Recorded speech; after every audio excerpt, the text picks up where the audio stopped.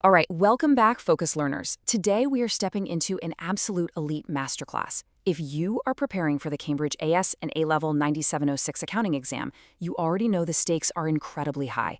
These exams are rigorous, they are unforgiving, and they demand absolute precision. So let's dive right into this explainer. Today we're tackling the 6 core accounting concepts: consistency, prudence, realization, duality, materiality, and objectivity.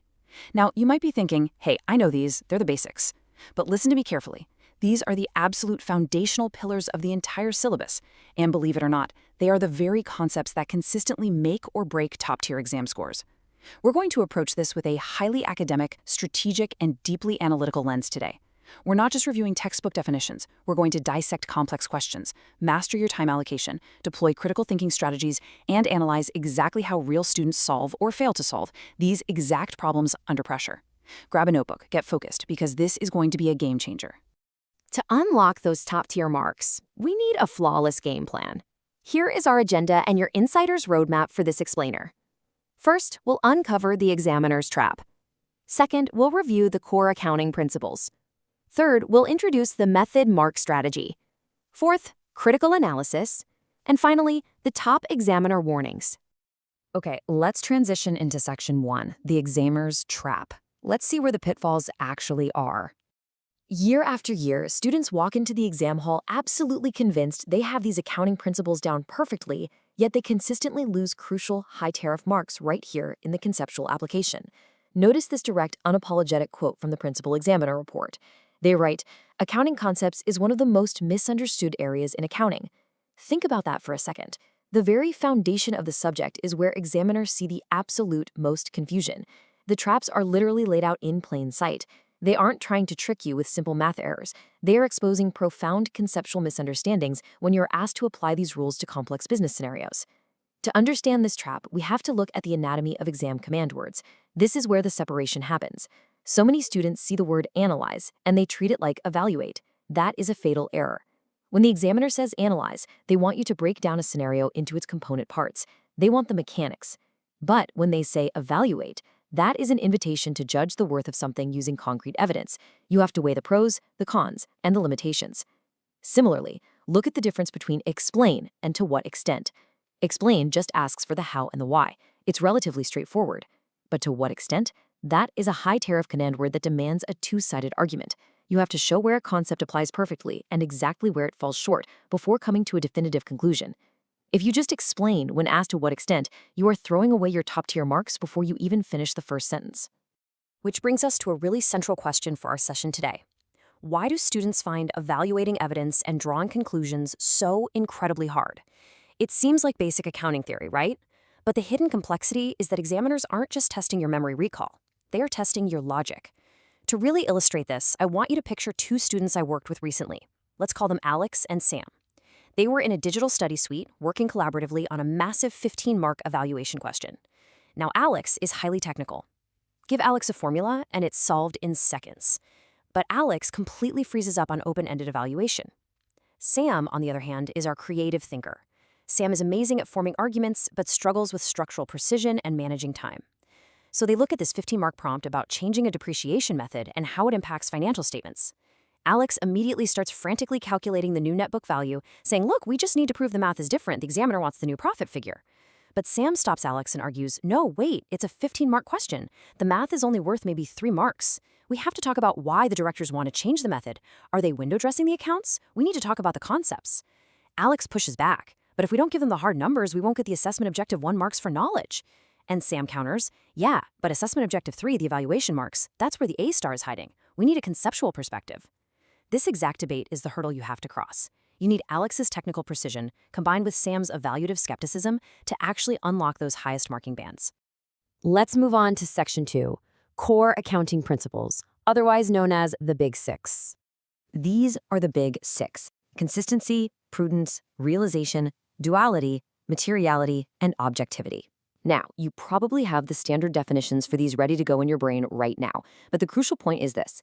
Simply memorizing this list is fundamentally not enough to secure top grades.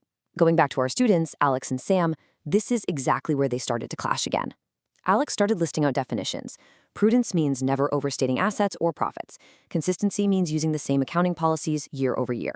Perfect textbook recall. But Sam realized the prompt wasn't asking for definitions.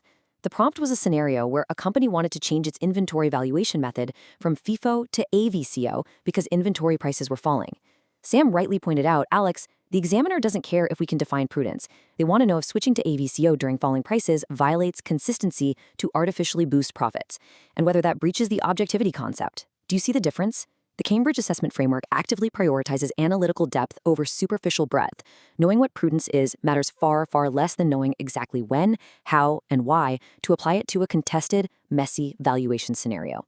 Mastery means connected, conceptual understanding that is completely transferable to unfamiliar contexts. Examiners are actively looking for candidates who can take these raw concepts and apply them flexibly to brand new, entirely unseen business scenarios. Now, imagine Alex and Sam sitting there staring at their screen. They understand the theory now, but they've hit a massive roadblock when it comes to actually drafting the response. They've spent 8 minutes just debating, they are losing time, and they don't know how to link the paragraph about consistency to the paragraph about prudence without it sounding completely disjointed. They are stuck.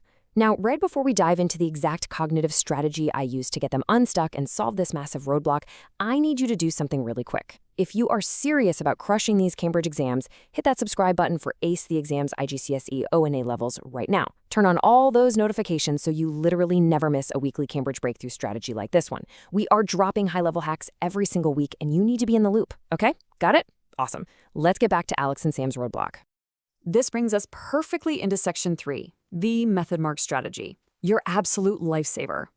So, how do we systematically prove we can apply these concepts under strict time constraints, especially when you're stuck like our students were? I stepped into their digital suite, paused their session, and introduced them to this, the method mark strategy. Let's lay out this rigorous 5-step standardized sequence.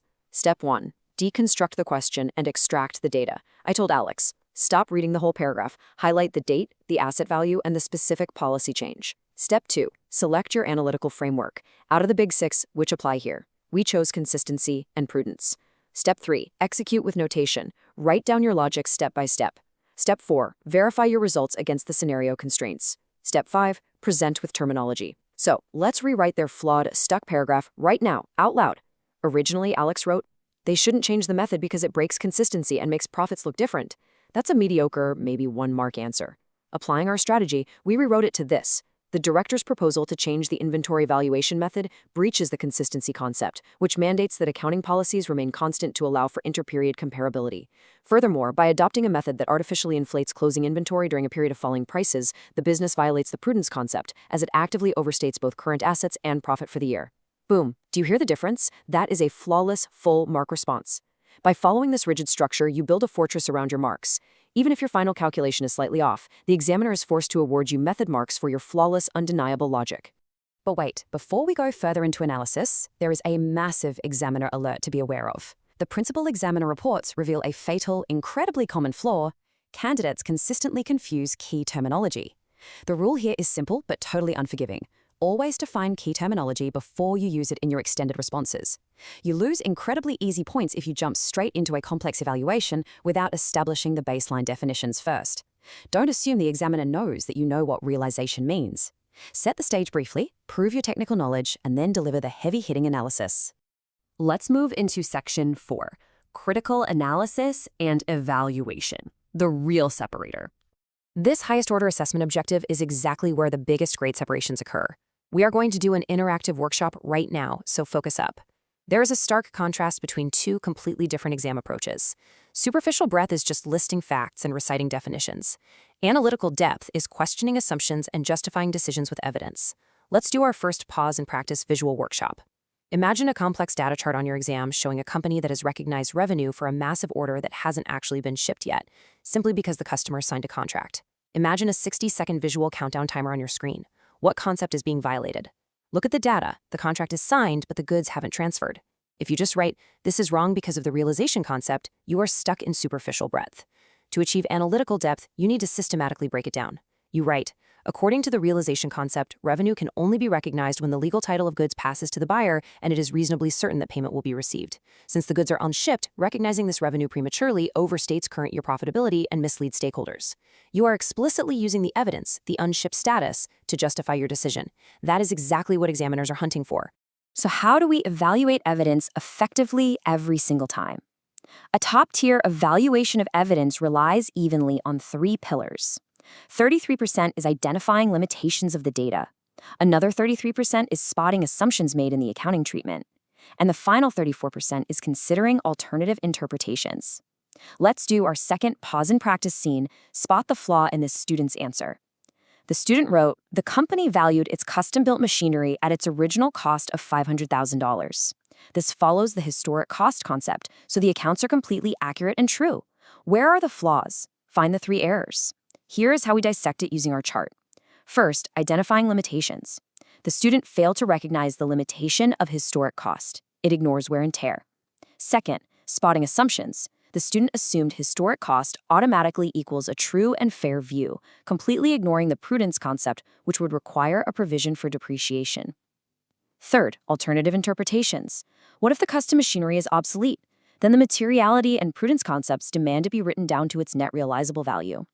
By structuring your mind to look for these 3 things, limitations, assumptions, and alternatives, you demonstrate an incredibly sophisticated level of evaluative thinking. The ultimate destination of these high-order objectives is that you must evaluate alternatives, compare different approaches, and most importantly, provide justified recommendations. A beautiful analysis means nothing if you don't land the plane. Providing a justified recommendation based on concepts like materiality or prudence proves you aren't just reciting theory. It proves you are acting as an elite financial advisor, utilizing the conceptual framework to make tangible, real-world business decisions. You are telling the examiner, based on the evidence, this is the only correct financial path forward, and here is exactly why. Finally, Section 5, Top Examiner Warnings. This is your high-stakes pre-exam checklist. Let's rapid-fire the top 3 explicit mistakes sourced directly from past examiner reports so you can actively build a defense against them. Mistake number 1, using the wrong approach for the given context. Do not force the realization concept into a problem that is clearly, painfully testing consistency. Read the room. Mistake number 2, forgetting format and presentation conventions. Accounting is a professional language. Your structure, your headings, your T accounts, your layouts, they matter immensely. Don't get sloppy just because you are in a rush. And mistake number 3, the biggest one, answers that are not specific to the stimulus data. If you write a beautifully worded, totally generic essay that doesn't explicitly reference the specific business metrics provided in the prompt, you will miss the application marks entirely. The crucial point is translating this awareness into immediate action using a professional skills checklist. At the end of that session with Alex and Sam, they had major breakthroughs. Alex realized that formulas without context are useless, and Sam realized that essays without structure score poorly. So I am going to synthesize this entire masterclass into 3 core, memorable pillars for you to take away. Pillar 1, the 3-step question scan. Always isolate the command word, identify the core concept, and extract the stimulus data before you write a single word. Pillar 2, the paragraph balance formula. Every point you make must state the theory, apply it to the scenario data, and evaluate its impact on the business. And Pillar 3, the last 5 minutes review checklist. Use your final 5 minutes to check headings, conventions, and ensure you didn't use vague terms like money coming in instead of proper terminology like revenue realization. Fixing these presentation issues immediately elevates your written response into the realm of professional academic accounting. Which brings us to the end of our masterclass explainer. And I want to leave you with this final provocative question. Are you just memorizing concepts, or are you actually proving them? I challenge you to take the method mark strategy and the critical analysis framework we dissected today and apply them directly to your very next past paper practice session. Don't just read the concepts, prove them on the page. Listen, crushing these Cambridge exams requires consistent, relentless strategy. You can't just wing it. So right now, I need you to hit that subscribe button for Ace the Exam's IGCSE O and A levels, turn on the notification bell so you get our future exam hacks the second they drop, and jump into the comments right now and tell me your target grade. Put it out there, commit to it, and let's get to work.